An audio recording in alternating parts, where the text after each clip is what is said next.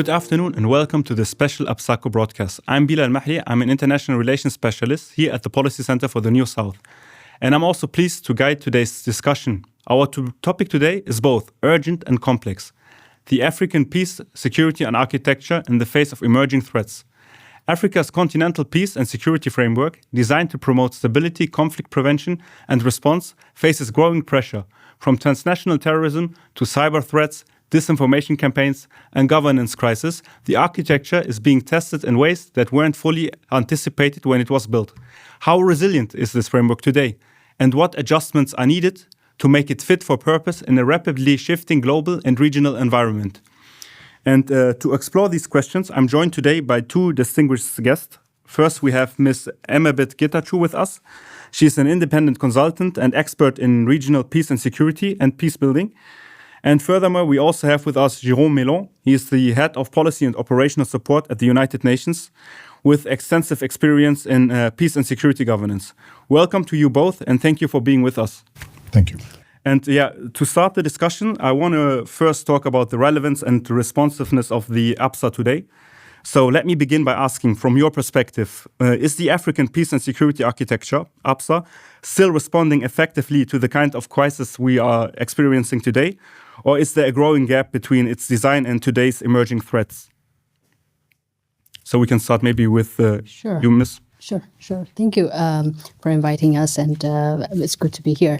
Yes, the challenges today in the African continent is varied. The context is changing by the day, but most of the challenge also emanates from the structural violence or the structural conflicts that are persistent all the time. And then there's also transnational conflicts, which are again new ones, but at the same time the EU can have a mechanism to deal with this. There is also cyber threats, violent extremism, also climate-induced conflicts. It also is also a learning opportunity for the African Union. Of course, when the AU was established in 2002, the APSA was created to manage conflicts, but also prevent conflicts. It came at the backdrop of the Rwandan genocide, and it said never again.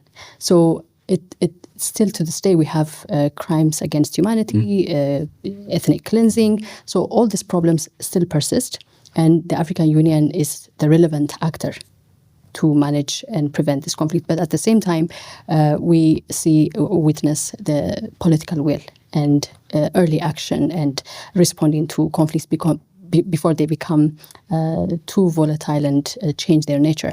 But yeah, the EU is, I think it has all the mechanisms at hand. Of course, it needs reform or maybe sometimes adjustments, revitalizing it. But at the same time, it is well placed to respond to these challenges, emerging threats and things like that. Do you agree with this point, Melon, that the EU is ready to face the challenges?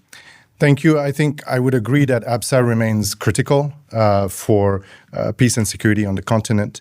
But as was said, there's this growing gap between how it was designed originally and the multidimensional threats that we're facing today. So those more traditional mechanisms have not been able, I think, to keep pace with what was mentioned already, transnational terrorism, hybrid conflicts, and institutional breakdown that we've seen. So I believe that perhaps a greater focus on prevention, including support for rule of law, justice, and security institutions, would be very much needed to close that gap between how it was designed and what we're facing today. Okay, thank you very much. There's also one point I want to refer to, which was mentioned in one of your panels today, Ms. Getachew. You said that the APSA has already strong normative frameworks, but it lacks of the enforcement capacity at the moment, or political backing from some member states when it matters most. So what do you see as the main institutional or political bottleneck, and how can this be addressed in the end? Yes, so the political bottlenecks is mainly the political will, I would say again, because the African Union, when it's established, it's member states driven, and it's it's the consensus-based organization, and so for any conflict prevention or management, it requires the member states' active involvement, decision, and policy making. The key organ that we know is the Peace and Security Council, which has 15 member states, and they put resolutions, they put decisions. But the main bottleneck is that after these decisions or meetings, where does this decision end? Who's applying them? Who's implementing them is the biggest challenge that we face. And especially in light of highly volatile situation, some decisions are highly political, and it requires member states to be to stand together or put and advance the situation rather than also their own interests. So I think the main challenge is the political will, lack of political will, and also practical implementation on the ground. Great. I would tend to fully agree. I mean, there's this bottleneck related to insufficient political will, which can only sometimes be solved when you find proper incentives for member states to act collectively in sensitive crisis. The other bottleneck, I think, is very much related to limited operational capability, and from my personal experience and expertise, it's quite obvious sometimes on the justice and policing side of the expertise that's needed. So really, I think on that side, strengthening perhaps the predictability of funding for and allowing the African Union or the APSA more generally to act early.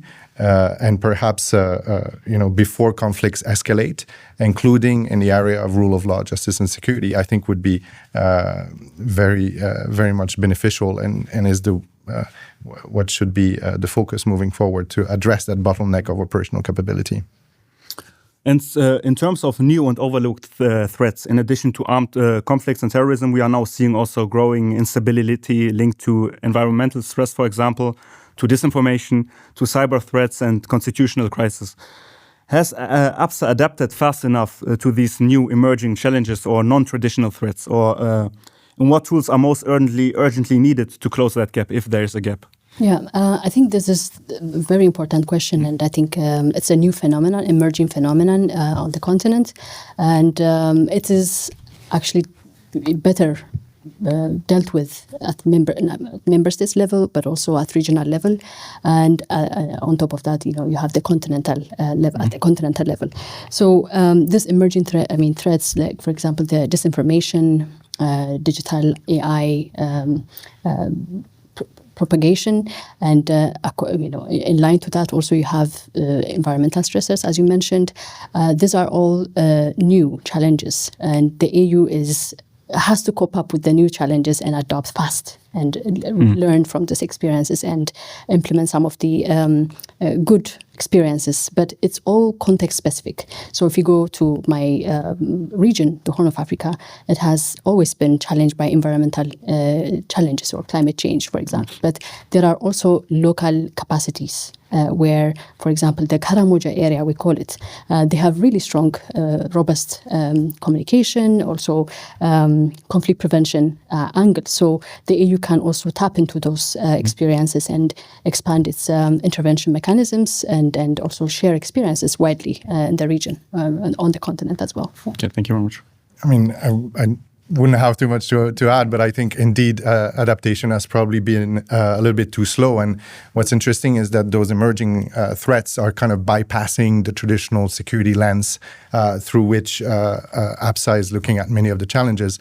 And those threats, we need to recognize, do erode the trust between institutions and society. So there's this additional threat to social cohesion and governance that's not necessarily something that you can address with more traditional types of intervention. So we need to be cognizant of that.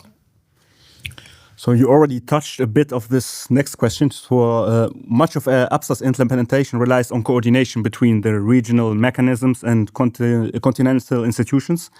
And in general, are we seeing strong cooperation between the AU and regional actors in responding to current security challenges? or are we still facing fragmentation and duplication? Yes, as we mentioned earlier, with the growing challenges, new threats and developments, not only in the African continent, but elsewhere as well. In general, yes. In general. So you need adaptive mechanisms at local level, at regional level, and at continental level. That being said, I think the critical challenge is also whereby the regional economic communities and the regional mechanisms think there is subsidiarity with the AU. So the AU is the key organ, the main organ at continental level. But if you have competition between regional economic communities and the African Union, but the AU, for example, with the Peace and Security Council, if it decides on country X and country X belongs to one of the regions, there is that lack of clarity on subsidiarity. So what needs to be done is instead of competition and also hiding behind the subsidiarity principle, I think the cooperation and complementarity role needs to be enforced. And between the regional economic communities and the African Union, there needs to be coordination, but also parallel, how do you call it, aligning themselves and streamlining some of the programs. Of course, some regional communities or economic communities are best placed to intervene on or act on some issues, but the AU is the leading body to enforce some of the mechanisms on the ground as well. So there needs to be a coherent approach. Yeah, no, I would totally agree with that, because the regional communities, they do have an organic legitimacy in their own neighborhood, and that's just a strength of those regional economic communities, the proximity with their constituents. But to answer your question, I think yes, the fragmentation does remain, and it is a real challenge, because APSA's strength is very much that layered approach or that layered design. And so what's needed is this clarity of role and that coordination that was just mentioned in terms of better information sharing, but also joint planning and joint messaging. Yeah. So that means that the two levels need to align their thinking, but also their values and their priorities. And that might not be very easy, but it is needed. Otherwise, you'll be forum shopping in between the two when a crisis happens, and you don't want that.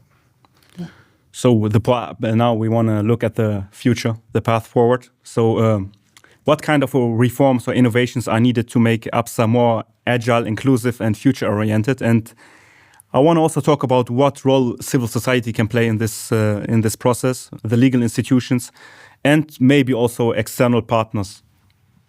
That's a very important question, I think in light of the crisis, again, the challenges that we face, it's critical that we see the whole system as an ecosystem whereby the AU is there, but also there are different bodies that can respond, that can really assist the AU to deliver its tasks or mandate.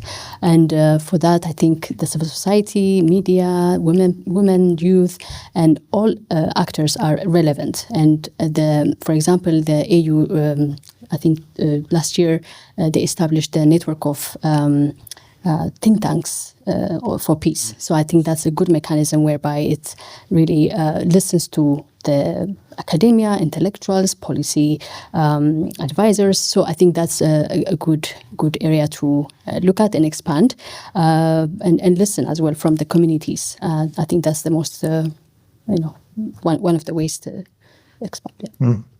I would agree as well. And maybe I could add that if we wanted to increase APSA's agility to respond to those threats, what we've seen in some of those emerging challenges to stability in Africa is the governance issues, and I would also believe the rule of law deficits.